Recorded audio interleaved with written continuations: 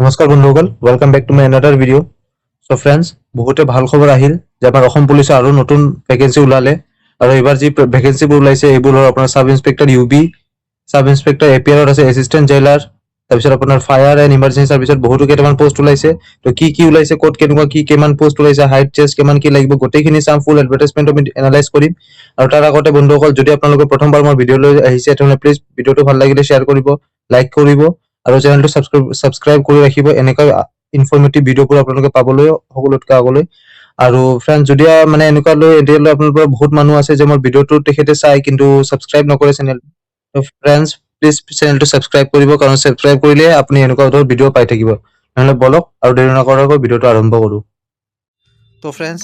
এয়াই হ'ল আপোনাৰ অফিচিয়েল নটিছ, যোনটো মানে SLPRBৰ পৰা ওলাইছে, state level police recruitment board Assam. তো এডভাৰটাইজমেণ্ট ওলাইছে আজিৰ ডেটত ওলাইছে 12 তাৰিখে। তো এটাত কি ওলাইছে চাওক, recruitment for the post of sub inspector UB in Assam police and sub inspector of police communication in APR station officer squad commander in fire and emergency services and assistant jailer in prison department. এইখিনি ওলাইছে। এতিয়া চাওক কি কৈছে, in pursuance of the directions of the government of Assam online applications are invited for filling up of 48 post of sub inspector UB in Assam police, 4 post of sub inspector of police communication in APR and 6 post of station officer and 5 post of squad commander in fire and emergency services and 39 post of assistant jailer in prison department in the pay scale. Pay scale to কিমান থাকিব আপোনালোকৰ 14000 পৰা 70000 লৈকে pay scale থাকিব যদি payment কয়। এটো payment number 2 হয় আৰু প্লাস আপোনাৰ গ্ৰেড পে যোনটো থাকে, গ্ৰেড 3 সবতকে মানে হাইয়েষ্ট গ্ৰেড পে যোনটো 8700 এইটো থাকিব আৰু প্লাস আদাৰ এলাউন্সেস যিখিনি দিব লগা থাকে এইখিনি পাব। তাৰপিছত কি কৈছে চাওক, the present number of vacancies is tentative in nature. এইখিনি নাম্বাৰটো যোনটো ভেকেঞ্চি এইটো আপোনাৰ মানে ফাইনেল নহয় আৰু এইটো টেণ্টেটিভ হয়। আৰু ইয়াৰ পৰা মানে ফাইনেল যেতিয়া লিষ্ট আহিব বা অৰ্ডাৰ আহিব তেতিয়া ভেকেঞ্চি ইয়াৰ পৰা পোষ্ট এটা দুটা কমিবও পাৰে বা বাঢ়িবও পাৰে। এইটো টেণ্টেটিভ আছে, একদম ফাইনেল নহয়। আৰু ইয়াতে কৈছে চাওক, online applications will be receive from with effect from 16/12/2025। মানে এই ডিচেম্বৰ মাহৰ 16 তাৰিখৰ পৰা আপুনি এপ্লাই কৰা ষ্টাৰ্ট কৰিব পাৰিব আৰু একমাহ সময় দিছে পূৰা। আৰু 16/1/2026 মানে জানুৱাৰী মাহৰ 16 তাৰিখলৈ কৰিব পাৰিব। আৰু যদি কিবা মাজতে ভুল হৈছে, আপোনালোকৰ কিবা মানে ইনফৰমেশ্যন দিয়াত ফৰ্ম ফিল আপ কৰাত ভুল হৈছে, এইটো এডিট অপশ্যনো পাই যাব 5 দিনৰ কাৰণে লাষ্টৰ ফালে। আৰু চাওক, ইয়াতে এইটো একো এপ্লিকেশ্যন ফি দিব নালাগে। আৰু এতিয়া ডিটেইলছ অফ ভেকেঞ্চিত চাওক, চাব ইন্সপেক্টৰ UB যোনটো 48 পোষ্ট আছে, আনৰিজাৰ্ভডৰ কাৰণে মেইলৰ কাৰণে আছে 22টা, ফিমেলৰ আছে 9টা, টোটেল 31টা আনৰিজাৰ্ভড আছে। OBC MOBC কাৰণে মেইলৰ আছে 8টা, ফিমেলৰ আছে 3টা, টোটেল 11টা। টি ট্ৰাইবছ আদিবাসী কমিউনিটিৰ কাৰণে আছে মেইলৰ এটা, ফিমেলৰ নাই, টোটেল এটাই পোষ্ট আছে। SCৰ কাৰণে মেইল এটা, ফিমেল এটা, টোটেল 2টা। ST প্লেইনৰ কাৰণে মেইল এটা, ফিমেল নাই, টোটেল আপোনাৰ হেৰি এটাই আছে। আৰু ST হিলছৰ কাৰণে মেইল এটা, ফিমেল এটা, টোটেল আপোনাৰ 2টা। এনেকুৱা 48 পোষ্ট হ'ল। আৰু চাব ইন্সপেক্টৰ পুলিচ কমিউনিকেশ্যন যোনটো আছে সেইটোত চাওক 4 পোষ্ট আছে, 4টা পোষ্ট। তাৰপিছত OBC MOBCৰ কাৰণে অকল ফিমেলৰ এটা আছে, মেইলৰ নাই। টি ট্ৰাইবছৰ কাৰণে মেইলৰ 2টা আছে, ফিমেলৰ নাই। আৰু SCৰ কাৰণে মেইলৰ নাই, ফিমেলৰ মানে আপোনাৰ হেৰি আছে, এটা আছে। তো মানে আপুনি এইটো গম পালে যে ইয়াতে অকল মানে কাষ্টৰ মানে যোনটোৱে জেনেৰেল হয়, জেনেৰেলৰ কাৰণে ইয়াতে পোষ্ট নাই। অকল আপোনাৰ যোনখিনি কেটেগৰী আছে কেটেগৰীৰ কাৰণে আছে, তাৰ তথাপি চবৰো নাই, কেইজনমান মানুহৰ আছে। লিষ্ট মতে চাই ল'ব। নেক্সট আছে আপোনাৰ ষ্টেচন অফিচাৰ 6 পোষ্ট আছে। ইয়াতে কেটেগৰী চাওক, আনৰিজাৰ্ভৰ কাৰণে মেইল 2টা, ফিমেল এটা, টোটেল 3টা। OBC MOBCৰ কাৰণে মেইল 2টা, ফিমেলৰ নাই, টোটেল 2টা আছে। ST প্লেইনৰ কাৰণে মেইল এটা আছে, ফিমেল নাই, টোটেল এটাই আছে। তেনেকুৱা সকলোৱে আপোনাৰ 6টা পোষ্ট হ'ল টোটেল। তাৰপিছত স্কোৱাড কমাণ্ডাৰ 5টা পোষ্ট আছে, আনৰিজাৰ্ভৰ কাৰণে মেইল 2টা, ফিমেলৰ নাই। OBC MOBCৰ মেইল 2টা, ফিমেলৰ নাই। তাৰপিছত আপোনাৰ ST প্লেইনৰ কাৰণে মেইল এটা আৰু ফিমেলৰ নাই, টোটেল এনেকুৱাকৈ 5টা হ'ল। এছিষ্টেণ্ট জেইলাৰ 39 পোষ্ট আছে চাওক। তাৰপিছত ইয়াতে আনৰিজাৰ্ভডৰ আছে মেইল 17টা পোষ্ট আছে, মেইলত, ফিমেলত 2টা, টোটেল 19। OBC MOBCৰ কাৰণে মেইল আছে 7টা, ফিমেলত নাই, টোটেল 7 আছে। টি ট্ৰাইবছৰ কাৰণে মেইলত এটা, ফিমেলৰ নাই, টোটেল এটাই আছে। SCৰ কাৰণে মেইলৰ 5টা, ফিমেলৰ এটা, টোটেল 6টা আছে। ST প্লেইনৰ কাৰণে মেইলৰ 3টা, ফিমেলৰ নাই, টোটেল 3টাই আছে। আৰু ST হিলছৰ কাৰণে মেইলৰ 3টা, ফিমেল নাই, টোটেল 3টা। এনেকুৱাকৈ 39 পোষ্ট হ'ল। এলিজিবিলিটি ক্ৰাইটেৰিয়াটো চাওক বন্ধুসকল, applicant must be a citizen of ইণ্ডিয়াৰ পাৰ্মানেণ্ট ৰেচিডেণ্ট অফ আছাম, হয়তো হ'ব লাগিব, অসমৰ বাসিন্দা আপুনি হ'ব লাগিব। আৰু selected applicants will have to submit proof of residence after publication of the final select list. However, applicants belonging to SC, ST, OBC, MOBC are exempted from submitting such certificate. হয়, যদি মানে আপোনাৰ ফাইনেল চিলেকশ্যন হৈ গ'ল, একদম final আপুনি পাছ হৈ গ'লে, তাৰপিছত আপুনি আপোনাৰ নিজৰ যোনটো প্ৰুফ অফ ৰেচিডেঞ্চ দিব লাগিব। তো সেই প্ৰুফ অফ ৰেচিডেঞ্চ দিব লাগিব আপুনি, যেনেকুৱা আপোনাৰ লাইক PRC CRC এইবোৰ দিব লাগিব। আৰু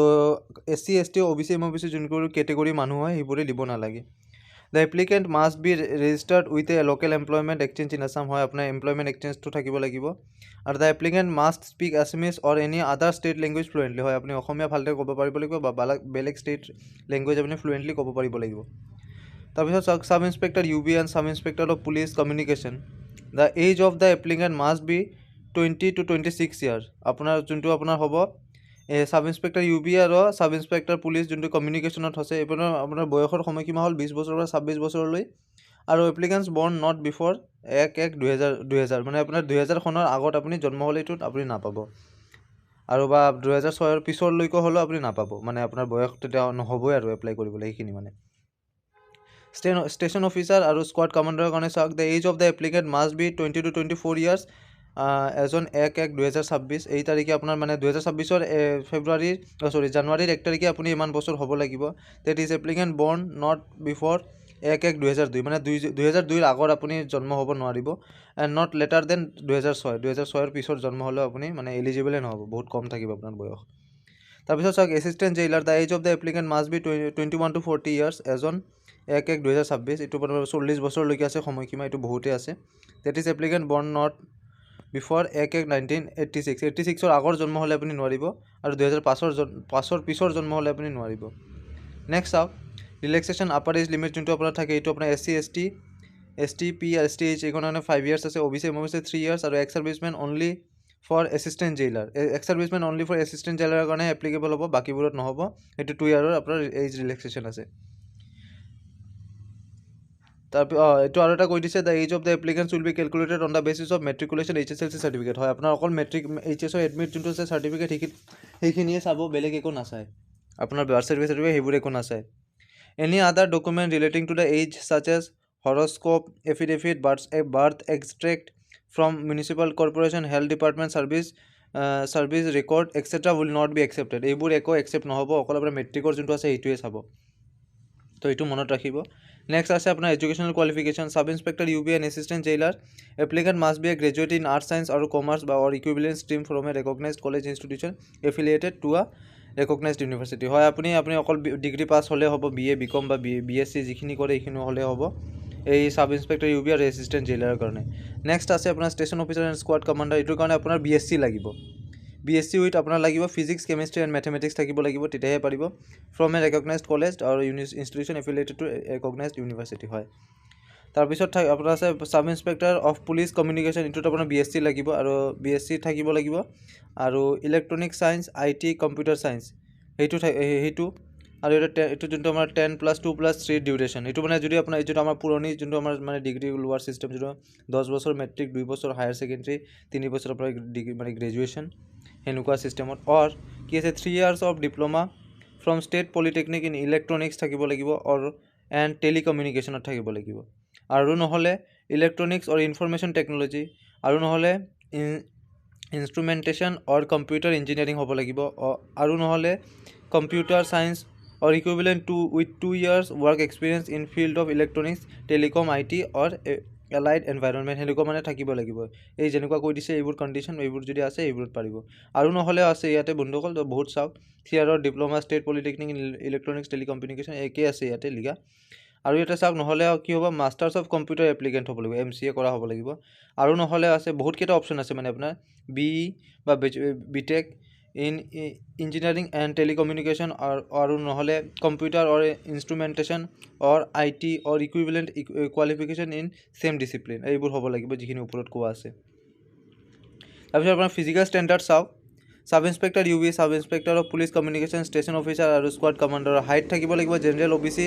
MOBC SCৰ কাৰণে মেল হ'ব লাগিব 162.5 চেণ্টিমিটাৰ ফিমেলৰ 154 চেণ্টিমিটাৰ আৰু ST P আৰু STHৰ কাৰণে মেলৰ হাইট লাগিব 160 চেণ্টিমিটাৰ আৰু ফিমেল 152 চেণ্টিমিটাৰ চেষ্ট অনলি ফৰ মেন এইটো চাওক category general OBC MOBC SC ST Pৰ কাৰণে মিনিমাম চেষ্ট থাকিব লাগিব 80 চেণ্টিমিটাৰ আৰু ফুল দিয়াৰ পিছত এক্সপেণ্ড কৰাৰ পিছত 5 চেণ্টিমিটাৰ ফুলিব লাগিব আৰু ST হিলছৰ মিনিমাম থাকিব লাগিব ল'ৰাবোৰৰ 78 চেণ্টিমিটাৰ আৰু ফুলোৱাৰ পিছত 5 চেণ্টিমিটাৰ ফুলিব লাগিব তাৰপিছত এছিষ্টেণ্ট জেইলাৰৰ কাৰণে চাওক হাইট হ'ল আপোনাৰ জেনেৰেল OBC MOBC আৰু SCৰ কাৰণে 162.5 আৰু ফিমেলৰ 144.5 হ'লে হ'ব হাইটটো মানে ইয়াতে কম লাগিব আৰু ST P আৰু STHৰ কাৰণে ল'ৰাৰ হাইট 160 চেণ্টিমিটাৰ আৰু ফিমেল 142 চেণ্টিমিটাৰ হ'লে হ'ব তাৰপিছত chest only for men measuring not less than 81 centimetre when deflated only মানে 81 চেণ্টিমিটাৰতকৈ তলত হ'ব নালাগিব এইটো অকল মেলৰ কাৰণে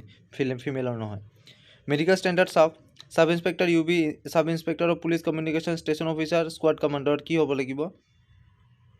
applicant must be in good mental and bodily health must be free from any physical deformities and free from disease such as diabetes, heart disease, hernia, piles, respiratory disease, knock-knee, flat foot, or any other physical deformity that is likely to interfere with the efficient performance of duties. মানে আপুনি এইবোৰ থাকিব নালাগিব diabetes hernia piles আৰু যি কোৱা আছে ইয়াতে সেনেকুৱা একো থাকিব মানে নকনি এইবোৰ থাকিলে নহ'ব আপুনি যিহেতু আপোনাৰ ছাৰ্ভিচৰ কাৰণে গৈছে আৰু ডিফেন্সৰ ছাৰ্ভিচত এইবোৰ বহুত চাব তো এইটো ভাল এইটো নাইকিয়া মানুহবিলাকে একদম ভালকৈ লৈ যায় মানে ভালকৈ চাব তো মনত ৰাখিব তাৰপিছত কৈছে applicant should not be colour blind or be squint eyed হয় আপুনি কালাৰ ব্লাইণ্ড হ'লে নহ'ব কালাৰ ব্লাইণ্ড যোনটো থাকে যে কালাৰৰ ভালকৈ আপুনি পৰিচয়টো দিব লাগিব আইডেণ্টিফাই কৰিব পাৰিব লাগিব তাৰপিছত তাৰ distance vision should be 6/6 or at least 1 eye আপুনি 6/6 হ'ব লাগিব এটলিষ্ট 1 আইত এটা চকুৰ এটলিষ্ট 6/6 হ'ব লাগিব and not poorer than 6/9 for the other without correction হয় আৰু এটা চকুত 6/9 তাতকৈ বেয়া হ'লে নহ'ব নিয়াৰ ভিজন শুড বি নৰ্মেল একদম ওচৰৰ ভিজন একদম ভাল ক্লিয়াৰ হ'ব লাগিব তাৰপিছত চাওক varicose vein shall be considered as temporarily disqualification হয় আপোনাৰ এইটো আৰু এটা আছে varicose vein shall be considered as temporary disqualification হয় আপোনাৰ ভেৰিক'জ ভেইন যিখিনি থাকে যে ভৰিৰ তলত যে মানে একদম ফুলি থকা যে শিৰমাখা ওলাই থাকে সেনেকুৱা হ'লে নহ'ব এইটো টেম্পৰেৰী ডিছকুৱালিফাই বুলি ধৰা হ'ব আপোনাক আৰু তাৰপিছত চাওক assistant jailer height for male and female applicant proportionate to height and age as per medical standard এইখিনি আপোনাৰ এজ পাৰ মেডিকেল ষ্টেণ্ডাৰ্ড যি হয় হাইট ৱেইট সেইখিনি চাব তাৰপিছত চাওক applicants must be of sound health both mentally and physically and free from organic defect or bodily infirmity likely to interfere with the efficient discharge of his or her duties হয় এইবোৰ আপুনি ভালকৈ থাকিব লাগিব একদম ফিজিকেল একো problem হ'ব নালাগে আপোনাৰ মেণ্টেলি একদম শান্তি হ'ব লাগিব মানে একদম ভাল কণ্ডিশ্যনত থাকিব লাগিব একো প্ৰব্লেম হ'লে নোৱাৰিব তাৰপিছত এইখিনি আছে বাকী হাউ টু এপ্লাই আৰু ডকুমেণ্টছ আৰু আপোনাৰ কি লাগিব সেইখিনি আৰু এনেকুৱা নাই আৰু ইয়াৰে